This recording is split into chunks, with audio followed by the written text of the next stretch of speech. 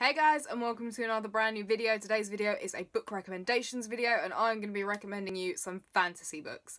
I asked you guys over on Twitter to vote for which genre of book you wanted me to do a rec video for, and fantasy won, so here we are. These are all in no particular order. I genuinely couldn't even begin to try and put them in an order, so these are just completely random, but these are my recommendations for you guys. First up is The Bells by Donnell Clayton. Basically, in the world of the Bells, it's called Orleans, and the Bells are basically revered because they can control beauty, and beauty is pretty much a commodity that is coveted by everyone because everyone in the world of Orleans is born grey and damned, and it's only with the help of the Bells and, you know, the Bells' talent that they can transform and be made beautiful. Our main character is Camellia. She is obviously a Belle. She wants to be the Belle, the best of the best, the one chosen by the Queen to serve the royal family. But when she and her fellow Belle sisters arrive at court, not everything is as it seems. There are dark secrets, and she basically discovers that the very essence of her existence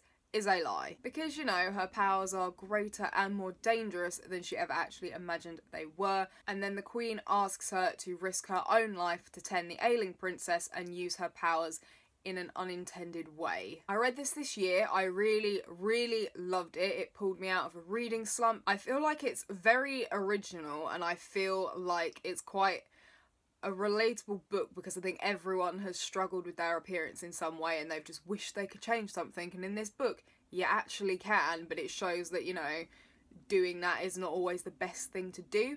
I found that a really interesting concept and I've really enjoyed exploring it in this first book. Reading this book for me was kind of like, you know, looking at something really beautiful, like a stunning painting, and then the more you look at it, the more you notice, like, you know, the frayed edges, the slightly faded colours. It's kind of like that is the only way I can describe it, because I literally was reading it, the descriptions were beautiful, the colours were like popping off the page, but there was just this little niggling thing in the back of my mind, and the more I read it, the more I was like, something is not right with this. The one word of warning I'm going to give you guys for this book is that it is full of snakes. Trust no one. Next up is Flame in the Mist by Renee Day. Our main character is Mariko. She is the daughter of a prominent samurai. She has basically been raised for one purpose and one purpose only, and that is to essentially marry someone she has never met, despite the fact that she is just as cunning, if not more so, than her twin brother Kenshin, and that she is skilled at alchemy. Mariko is sent to the Imperial Palace. She has to meet her betrothed. She's never met him. She's not feeling great about it, so, you know, depending on how you look at it, it could be quite a stroke of luck that her convoy is attacked by the Black Clan. They are a dangerous group of bandits and they have been hired to kill her before she reaches the palace. Fortunately, she survives the attack. Unfortunately, she is the sole survivor of the attack because everyone else is killed. So Mariko does what anyone would do. She plots her revenge, she dresses as a boy, and she goes to infiltrate the Black Clan. This duology is strong from the start until the end. Mariko and Akame challenge each other. The romance was nicely done and woven in with plenty of other plot threads, and the settings were ridiculously vivid. I had such an image in my head the entire time I was reading. I could picture everything perfectly. It was aesthetically pleasing. I don't really know how else to rave about this book. Next up is The Invisible Library by Genevieve Cogman. Our main character is Irene. She is a librarian, but she is a librarian with a twist, because she is basically a secret agent slash spy for the mysterious library. And in the world of this book, there are loads of different realities, and Irene has to go to different realities and retrieve certain books that are unique to that reality to bring them back to the library to keep them safe and to preserve them. Each of these different realities vary in whether they're magic dominant, have no magic, have a little bit of magic. Irene basically returns from this mission. She had to go and retrieve a necromancy book. She's looking forward to some downtime, but that's not going to happen for her. She gets handed a new assistant called Kai, and she's packed off on a highly secret mission to one of the most dangerous realities. Her mission, that she has no choice but to accept, is for her and Kai to retrieve a version of Grimm's fairy tales. But this is a very different version of the book than we all know, and it has a very interesting library-specific story. That mission wouldn't be quite that hard if they were the only ones that were after the book. Unfortunately, they are not. There is an infamous cat burglar, there is Fae, there is a secret society, there are mechanical creatures, there is a traitor, there is danger, there are secrets, and there is a great detective. Don't worry, it's not Sherlock Holmes. Honestly, this series is one of my ultimate favourites. I feel like it is really underrated. I feel like more people need to read it. It is so ridiculously original. I have so much fun reading it and reading about the different realities, and you kind of get doses of a fantasy world, or maybe a steampunk in one book, or maybe a more futuristic one. You get to visit all of these different worlds. There are dragons, there are fae, and there is some really interestingly twisted literature that you kind of want to read. In my opinion, this series gets better and better and better, and it really does pull you in. Writing is really, really rich. It takes time to set things up and to build the worlds up, but it does pull you in. It is really hard to put down. The plot is quite complex because of all of the different threads that are brought in, and the characters have a lot of depth to them, and I just need everyone to check this series out because it is freaking brilliant. Next up is The Smoke Thieves. In The Smoke Thieves, we have a princess, we have a traitor, we have a hunter, and we have a thief. In Brigham, we have Princess Catherine, who is preparing for a loveless marriage arranged by her father, who's kind of a dickhead, not gonna lie. In Calidor, downtrodden servant March seeks revenge on the prince that betrayed his people. In Pretoria, feckless Edion pretty much just steals stuff for the cheap thrill of it and wanders from town to town. And in the Northern Territories, Tasha basically runs for her life because she's playing bait for the demon hunter Gravel. Our four characters find their lives transformed and their futures linked by the tide of magic and war. This was my first Sally Green book. I got sent it to review and I 100% loved it and got sucked in. The POV changes kept it fresh and kept it moving forward. I loved the originality to it with the demons and the demon smoke. Smoke Thieves is a historical fantasy with an excellent twist to it. There is action, there is tension, there is blood, and there is suspense. Next up is Children of Blood and Bone by Tommy Adeyemi. Our main character Zelly remembers when the soils of Orisha hummed with magic, with burners igniting flames, Tider's beckoning waves, and her Reaper mother summoning souls. But everything changed the night magic disappeared. The Magi, under the orders of a ruthless king, are targeted and they're killed. Zelly is left without a mother and her people are left without hope. But Zelly has one chance to bring magic back and strike against the monarchy. She will need the help of a rogue princess, and she will need to outrun and outwit a crown prince, who, you know, is hellbent on eradicating magic for good. This book hooked me right from the beginning. When I got round to reading it, it had been quite hyped up, and I am quite wary of overly hyped books because I've read books before that everyone hyped up and oh my god, it's so amazing, it's the next best thing, and it really wasn't that great.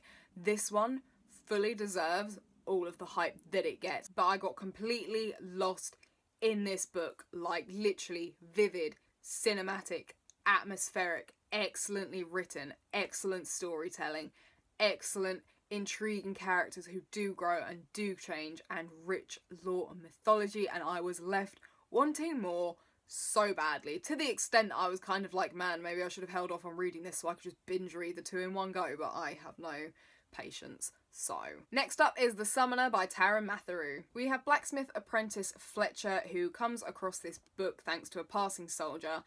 And you know, it isn't long before he finds out he has the ability to summon, but after an accident, he and his new demon, Ignatius, kind of have to flee as far as they can. Luckily, chance has him heading to the Adept Military Academy. It's there that he finds new friends, he finds himself studying everything to do with demons and summoning. Fletcher and his fellow commoners not only have to put up with the treatment from the nobles, but they have to undergo grueling training to take part in a competition an entire year early, which puts them an entire year closer to being battle mages and being on the front lines fighting the orcs, trying to take over Hominum. This is yet another of my favourites. As you guys know, I love this trilogy. You can so easily binge read it. There is also the prequel.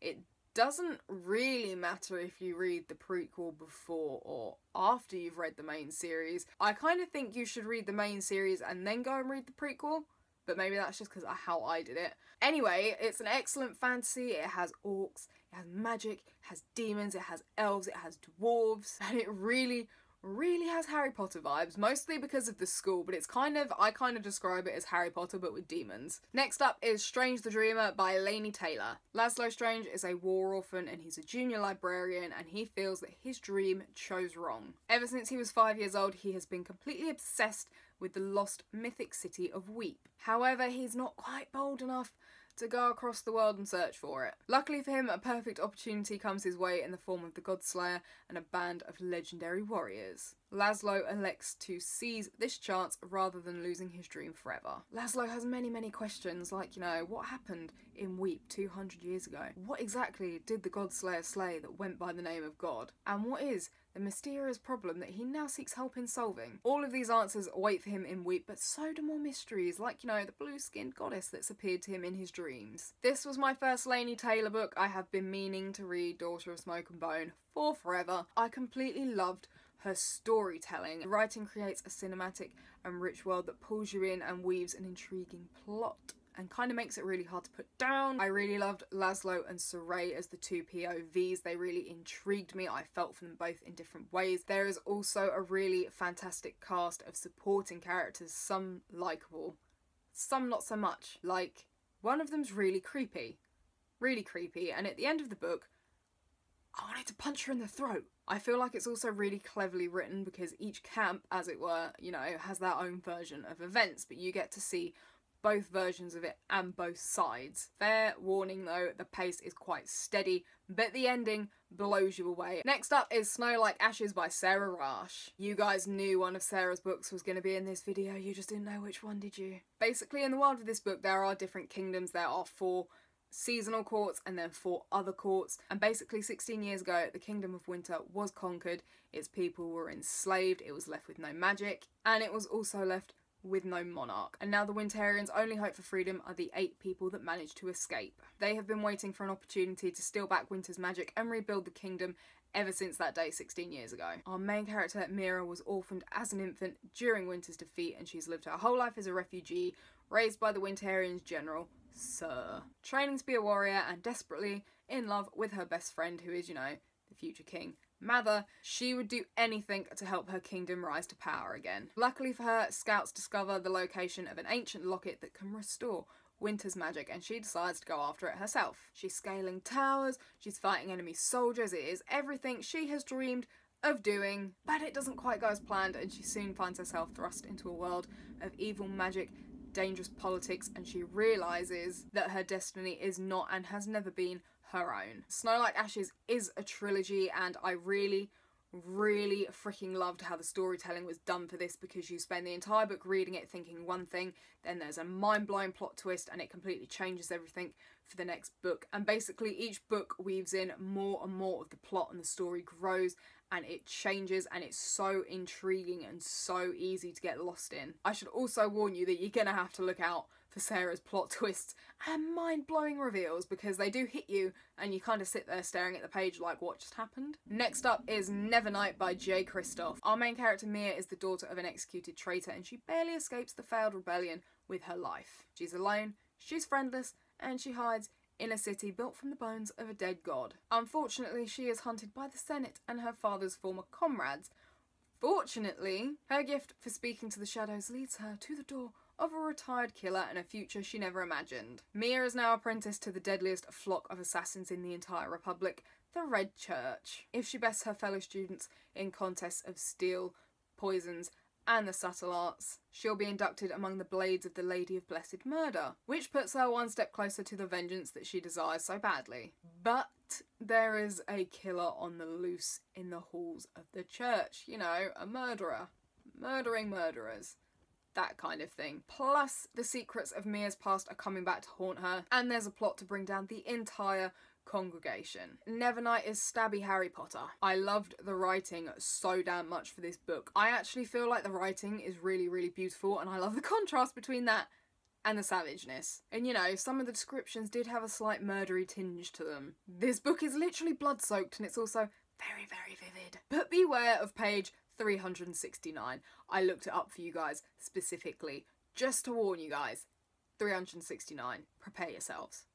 Tissues, comfort food, prepare. And finally is Queen of the Tearling by Erica Johansson. Princess Kelsey has basically been raised in exile, and on her 19th birthday, she heads back to take her throne. She's plain, she's serious, she loves books, she loves learning, and she bears little resemblance to her mother, who was a quite vain and frivolous queen. She might be inexperienced and sheltered, but she is not defenceless. She has the Tearling Sapphire, which is a jewel of immense power, and she also has the Queen's Guard. As you would imagine, they're a cadre of brave knights, and they are led by their enigmatic leader Lazarus. Kelsey's gonna need all of them to survive a cabal of enemies that will use anything, like, you know, crimson-caped assassins, dark blood magic, all of that, to prevent her from wearing the crown. Kelsey might feel like a princess, but she also feels like an insecure girl who has been called upon to lead a kingdom and a people that she kind of knows nothing about. When she gets to the capital, everything changes because she is confronted with horrors that she had never imagined, and an act of single daring throws Kelsey's entire kingdom into tumult. And, you know, unleashing the vengeance of the tyrannical ruler of the neighbouring kingdom, who just so happens to be the Red Queen and a sorceress possessing the darkest magic. This one seriously gets better and better, and each book expands on things more. There are a lot of intricate politics